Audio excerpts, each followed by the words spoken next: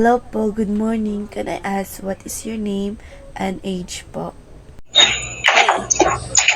Hi, ako po si Starlita Siscon, 32-year-old, nagtrabaho dito sa Jeddah, Saudi Arabia. So my first question is, what is your job? Domestic helper dito sa Saudi Arabia. Next is the second question. How did you get your job? Hired by agency, manpower agency. Third question is, what motivates you to work outside the country?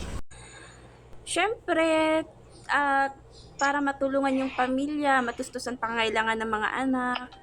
At the same time, para din ma-fulfill ko yung pangarap ko na magkaroon ng bahay at lupa, inshallah, and if God's will.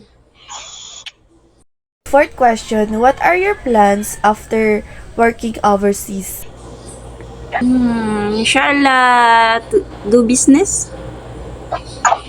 In the fifth question, what are the advantage and disadvantage of working abroad?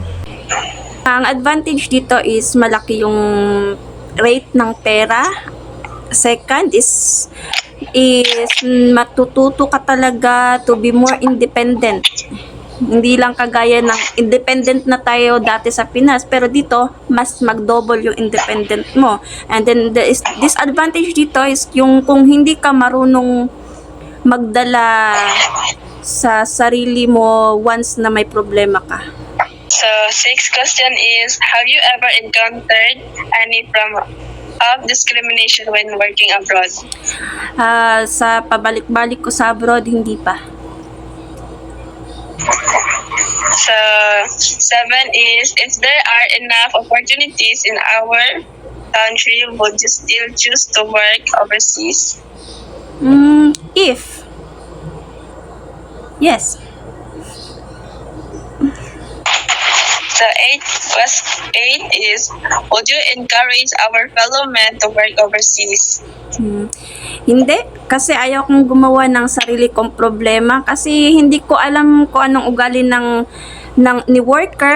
At the same time, hindi ko rin alam yung ugali ni employer. Baka sakaling si worker at saka si employer may ano sila, yung may mga irereklamo sila na hindi nila gusto ang isa't isa. Ako yung may makonsensya, ganun. Ako yung may kasalanan. Ako yung masisisi. So, hindi. So, nine is, what are the assistance that the government of our country provide to OFW? Health insurance, family assistance. Ewa.